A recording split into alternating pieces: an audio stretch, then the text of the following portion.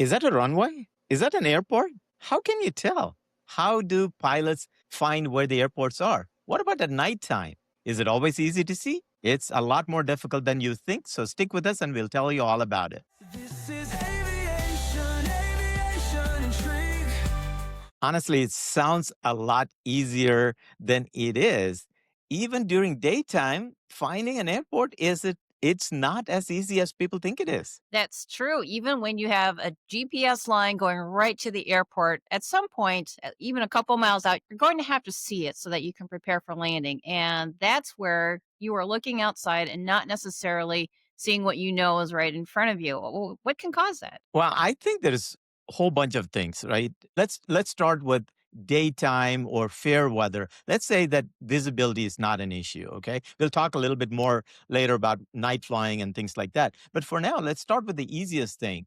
To start with, let's say you're flying at 10,000 feet versus you're flying at 3,000 feet. The angle of perception is completely different. So what you can see from 10,000 feet is not necessarily the same as what you can see from 3,000 feet. That's true. If you're flying a very small airplane and typically you're only 2 to 5,000 feet above the ground, it will be harder to see an airport, especially if you haven't been to that area before. And if you're approaching at it from a certain angle and not head on to the runway, you actually can't really see that until you get much closer. Yeah, and I think as a pilot, it's very frustrating because you know the airport is there. You've been there maybe, but you just can't see it. There are so many times that has happened to me, and it's really frustrating. It is. A lot of people say, well, you have GPS now. You can just draw a line to the airport from hundreds of miles away. Well, that's true. But again, at some point, you have to see it. Now, I've actually overflown airports from a couple thousand feet, knowing that I may not find it. And you look down and there it is. So sometimes the GPS will lead you right there, but that doesn't help you get ready for landing because then you'll have to circle back around and reposition. And that's okay. That's actually a good tool for when you're unfamiliar with the area. But to be efficient about it, it's good to spot it a few miles out. But unless you're lined up with that runway and you have that perspective, it can be tough. Yeah, speaking of lining up with the runway, let's say that a runway is perpendicular. Let's say a runway runs east west and you're approaching it from the south. Believe it or not, it is difficult. You cannot see the runway. And if you fly in the upper Midwest when there are farmlands, everything just looks flat. So a runway which is perpendicular is just not visible even in daytime. And even though it's nice to know, okay, this runway is located 3 miles south of town, that can easily be confused with things like highways and roads going through town. And I've actually experienced that a number of times where you see a highway, you think that might be the runway, and then you realize it isn't. Yeah, and you have to be really careful, right? Because it's possible that you're navigating to absolutely the wrong place. And sometimes it just gets you in trouble. That is definitely the case. You don't want to descend lower than maybe terrain and obstacles will allow, thinking that that is the airport. And it has happened where there've been safety issues with airports lining up with what they think is a runway, and then they are very low by the time they realize it is not, and that is not a good place to be. Yeah, I think the problem, if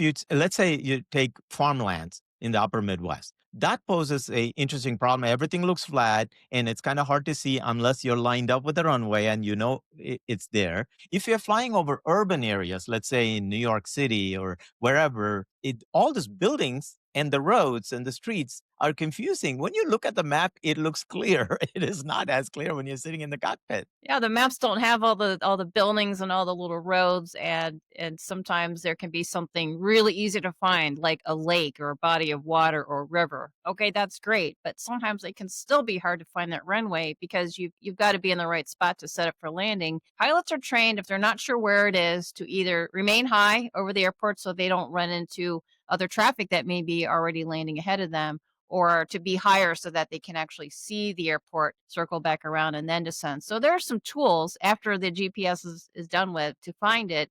But sometimes weather conditions can actually make that hard, even when you're very close to the airport. Yeah, tell me if this has happened to you. It used to happen a lot more when I was learning to fly. It still happens. It's an experience thing. Judging distances from the air is very difficult. Let's say you know there's an airport 10 miles out.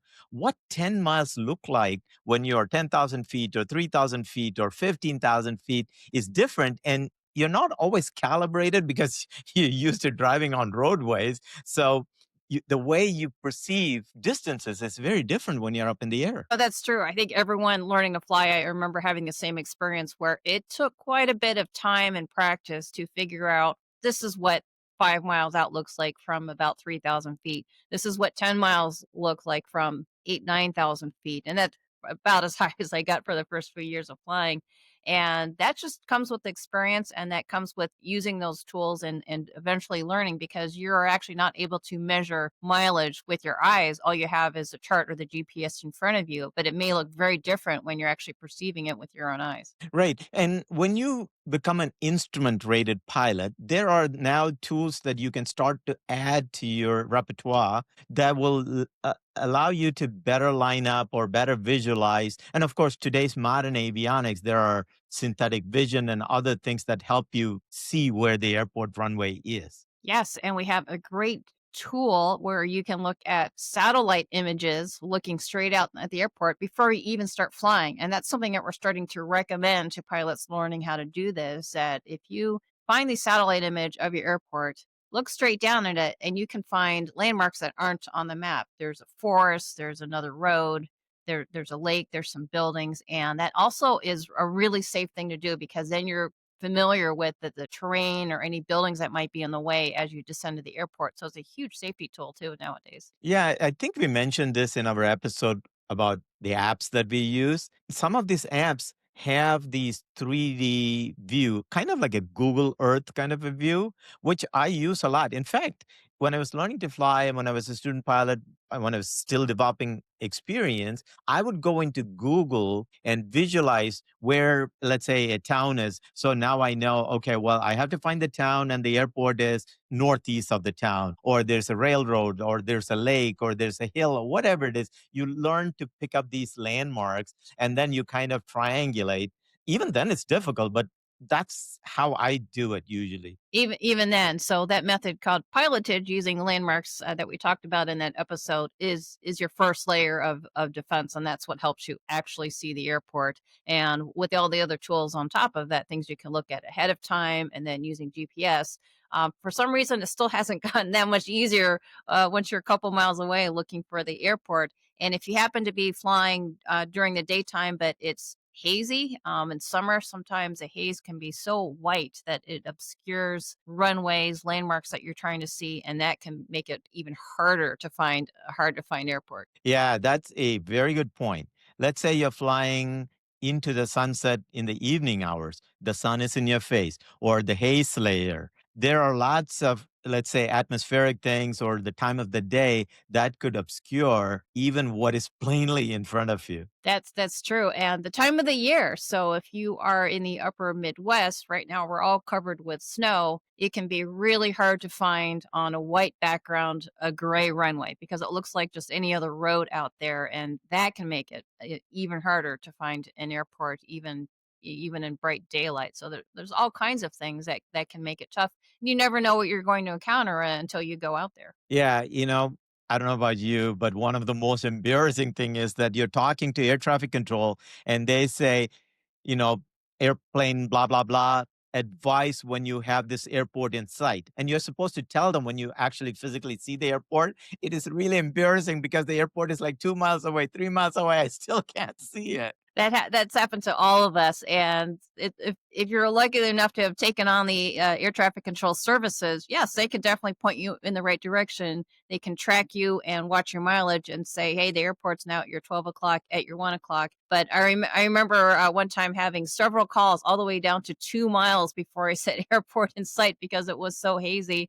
And they are very, very understanding. I mean, they will help you out to get there. But in the end, you have to tell them finally you see it because that's really up to you in the end once you're ready to set up for landing. And that is actually more common than people realize. Yeah, maybe they're understanding, but I get the feeling that sometimes they'll just laugh behind our backs.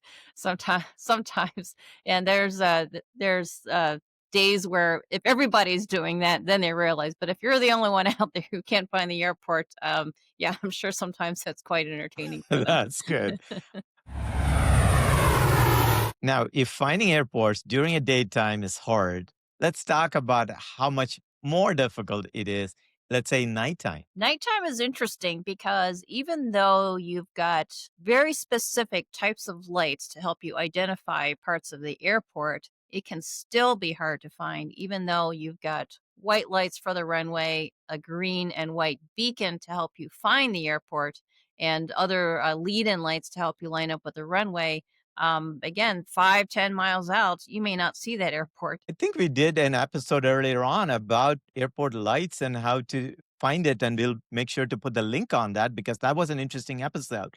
Now, I think, Elaine, tell me what you think, is that nighttime flying sometimes makes it easier and sometimes it makes it difficult. For example, let's say you're flying in a sort of a rural area, there's not a lot of lights, and then you are able to see the runway lights or the airport lights. You can see that a lot further out, let's say in an urban area, and that's even better than daytime. Yes, when you've got a well lit airport and the quality of lighting varies by the airport at night in out in the countryside, those are the easiest to find, especially if they have a really good airport beacon, which is sometimes visible 20, 30, 40 miles out. If you're on a really clear, hazeless night with maybe a little bit or no moon, so that you don't have any glare or anything like that, and your night vision has adapted so that you can see really well in the dark.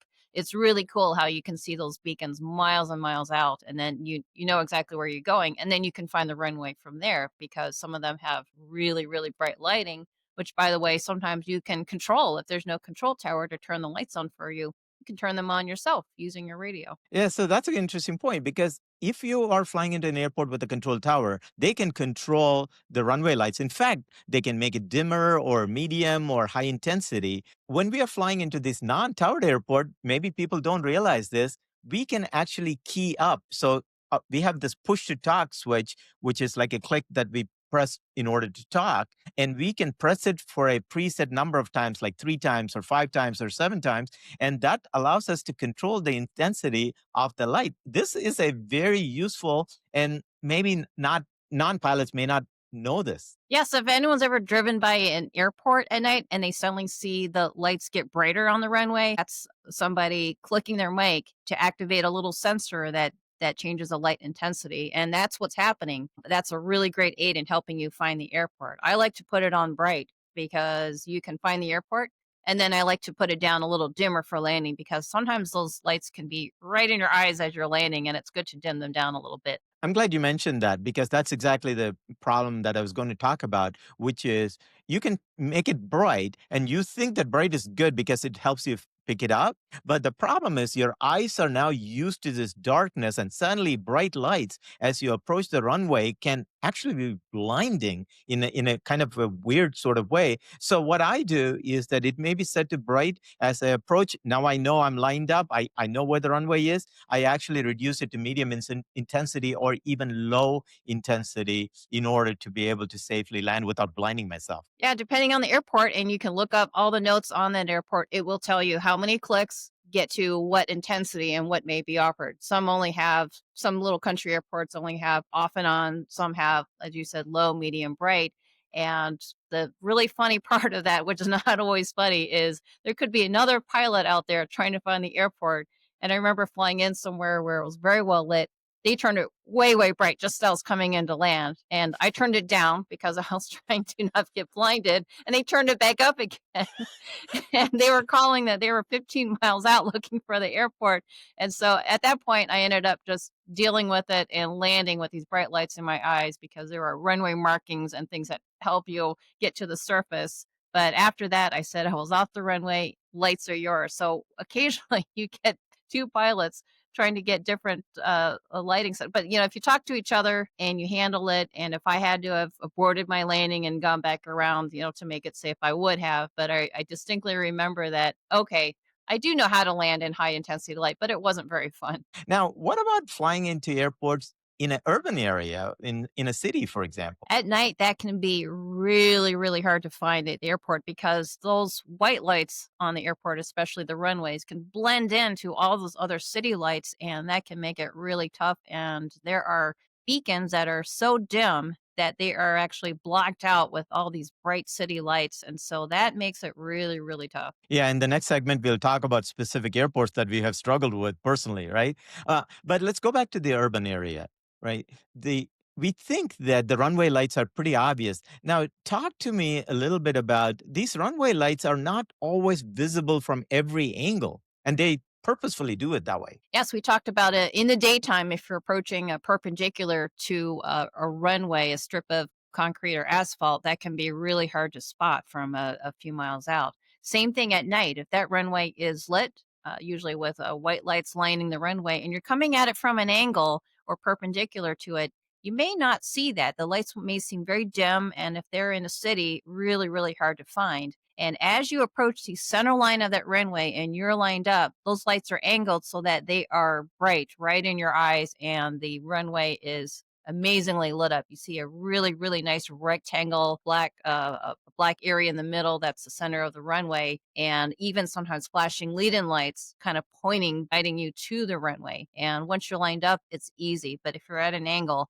it can be tough getting into that position. Yeah, and that's done by on purpose. It's almost like putting blinders on this light so that you can only see it at an angle, so you don't kind of get it confused from a different angle. So that's kind of helpful, but it can become a nuisance if you're approaching it from an angle. Yeah, there's definitely a downside to that, but there's also that design to show you that here's where you're lined up, and then those lights will make the runway very obvious at that point. So there's pros and cons to that for sure. Yeah, and you mentioned beacon, the airport beacons. These are lights typically over the tower, control tower that you can localize or you can locate an airport. But you need to know where in the field is the tower because the runway itself could be east of it, could be a little bit east of it, very east of it. So you kind of need to know the topography a little bit. Definitely. I mentioned that public civil airports will have a green and white rotating beacon. It's pretty cool because once you pick it out, it's definitely there. Not many lights are flashing green and white alternately, and It's so kind of like it's a like the lighthouse, right? GPS.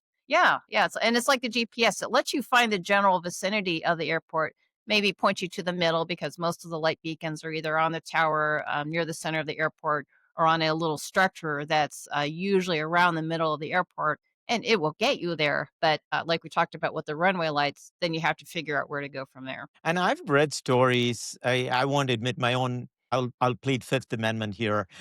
People landing on a runway or a taxiway instead of a runway because at night sometimes it's confusing. Of course, taxiways have blue lights on the side, and runways have this amber or white lights. But still, people get confused. Yes, parallel taxiways, parallel runways, even that look even more similar to each other can be really confusing, especially at night, because it's surprising to a lot of people when I tell them that those painted numbers on the runways are there's no way to see those at night. They're not lit up. There's no lighted numbers to tell you you're exactly lined up with this runway. So you have to use your other tools to make sure that you're actually lined up with the runway and not a parallel runway or, like you said, a taxiway. Because even with the different lighting, it can look so much like a runway. And in the middle of the night, it can be really confusing. I maybe I shouldn't admit this in a podcast like this, but when I was learning to fly in upstate New York, city of Albany, New York, I had such a difficulty finding the airport at night in particular. I just remember my instructor sitting next to me laughing like crazy because the airport, we're talking to the control tower and they're like, we have it at maximum intensity. It's 2 miles right in front of you. I'm like, I don't see it. My instructor is there laughing like crazy. It was humiliating and kind of a learning moment at the same time. You're not alone. I think that airport is pretty hard to find because that's not a small city that it's located next to. So I can sympathize with that. Yeah, so there is something called Central Avenue, which is in Colony, New York, which is right by the airport. And at the angle, that Central Avenue looks like a runway, or the runway looks like Central Avenue. So you got to have a keen eyesight to be able to pick it out. Some instructors do this on purpose because they know where the runway is and they're just waiting for you to find it. It sounds like that was trial by fire for your learning night flight for sure. Yeah, I think, sometimes getting embarrassed in middle of the night with an ATC helps you learn. What's your favorite airport that you've had difficulty finding? So the favorite one I like to take students to because it's not too far from my home base is Madison, Wisconsin, where we talked about another airport that is not too big, not too small, several runways, not as well lit at night as you would think for a fairly big airport. It blends into all the city lights. It's located right in town, and the beacon is really hard to find. That green and white must be behind 50 city lights that are white because I find that it is so dim by the time you pick it out, you're awfully close. Now, this is an airport that has full time air traffic control, so definitely having the vectoring, the guidance, how many miles out you are from the airport really, really helps. But I have found that to be one of the hardest. And when you take people there for the first time at night, they also see how hard it can be because of its location. Yeah, one of my first night cross country was to Madison, and I remember distinctly not being able to find it. My instructor obviously knew where it was. And honestly, with the experience, you know where to look for and how to find these airports. And so when you're just learning to fly, or if you're not experienced, if you're sitting in let's say, an airline window looking for it, you just don't know what to look for. Yeah, and that's interesting you mentioned from airlines because when you're that high up and flying at a really clear night, it's really cool because now you can look down and look for these white lit rectangles out in the middle of nowhere at night, and those are runways. And sometimes you can see the beacon. So if you look for those on a clear night when you're flying from miles and miles up, you can actually see them really clearly. It's pretty cool. How difficult is it for you to spot airports? Have you spotted airports when you're flying in an airline? Have you seen these lights? Have you seen these different colors we're talking about? Let us know in the comments. Let's talk a little bit about tools that we use in order to find these airports, whether it's in daytime or nighttime. What are your favorite tools to use? So there's a couple neat features on most aviation GPS. If you have this installed in the airplane, not only can you just go from A to B and get all the mileage information, you can set up, and this is great for pilots of any level, you can set up GPS lines that line you up with a runway, like let's say on a 3 mile final, because rather than taking you to the middle of the airport, it can take you to a spot where you can point yourself right at the runway. And like we mentioned, it's much easier to see at that point. So some simple GPS features is one way to help find the airport a lot easier and save a little bit of time looking for the airport when you have that tool. Yeah, that's a good point. Now, the synthetic vision and night vision are other tools that can come in handy. Synthetic vision is it's almost like playing a video game. It shows a computerized version of what you should be seeing, and whether it's nighttime or whether you're flying in the clouds, it's almost like you can see it. So it shows where the runways are. It's got labels on it. It even shows where the center line of the runways are. And that's a very useful tool that typically instrument rated pilots learn. Yes, and on some of the cockpit screens, it's also overlaid with digital representations of obstacles and towers and things that visually tell you if you're getting closer to those. And it actually shows them even going by the airplane as you're coming into land. So there's some amazing technology to help with that safety aspect. Yeah, and like you mentioned, simple things like flying over the airports. If you can spot it, fly over the airport, chances are you'll be able to spot it directly underneath and come line up with the runway. Definitely. And you talked about instrument rated pilots. There are times when you can't do that. If you are flying in the clouds and sometimes to a very busy airport in the clouds where everyone has to get lined up by air traffic control to a runway, you don't have the choice of looking for the airport in those ways. You actually have to fly some headings given to you by air traffic control or predetermined paths that instrument pilots are trained to do that fly you to a position where you are lined up for the runway, even when you can't see it, which is a pretty cool way to approach an airport. Yeah, that's a good point. But I think they also have rules that sometimes you need to see the airport. If you do not see the airport, or if you do not see the runway, you cannot land there. Yes, eventually you do have to see the airport with your own eyes to land, depending on what the circumstances. Yeah, I think if you're not familiar with the area, it just makes things a little bit more Definitely. difficult. Night vision is a tool that it's available in some of the more modern airplanes. I honestly thought they were a little gimmicky. It just looks like a night vision goggles. But I think that in nighttime, when everything is really, really dark, you could use it to spot runways or at least the airports. Definitely, I think that's a huge safety tool, and I'm hoping that those become a little more common now that there are cockpits getting upgraded where it will have the software and cameras out in front of the airplane and sensors to allow that. And I think that's going to be something that we get more familiar with because not all pilots are instrument rated where they have access to these. They're actually diagrams in the air where they have pre-planned flight paths for you to fly to line up in the airport. As we mentioned, if you're in clouds, or sometimes I use these pathways at night, even when it's clear, because I'm not familiar with the airport. And that helps you fly a predetermined path to line up with the runway. But not all pilots are trained to do that. And so some of these other tools I think are really helpful to improve safety. Yeah, that's a very good point. You can use instrument rated pilots tools, even though you're not instrument rated, to help you with situational awareness to be able to visualize things better. Yep, on a hazy, clear day, I use those all the time, and I feel like that's something you want to have handy. And it's great when you can train a visual pilot, a non-instrument rated pilot, to use these because it will definitely help them if they say, "Hey, I'm going to this airport I've never been to, and the weather may be a little iffy. What are some tools I can use to help me get there?" And you can certainly provide a little bit of training. And a lot of GPS devices also have those in their database. So you can pull up these predetermined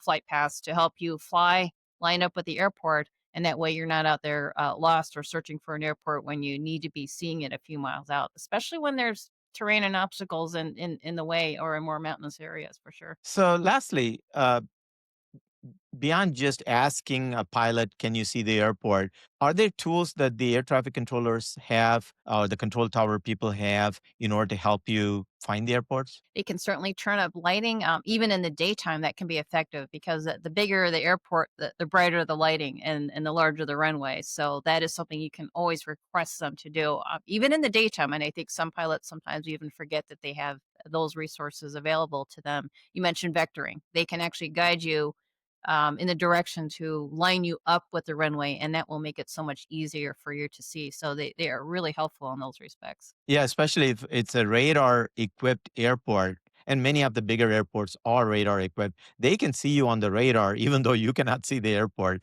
And that helps you line up. That definitely helps, and for the, airports that are smaller, there's radar coverage down to a certain altitude in those areas, so sometimes you can get radar assistance, at least from higher up, to help you find those airports that are out there. We hope we shared some insights into how pilots navigate to airports, but we want to remind you that this is not official flight instruction or training in any way, nor is this medical, legal, or aviation advice. So please seek out advice from your flight instructor if you have any more questions. This is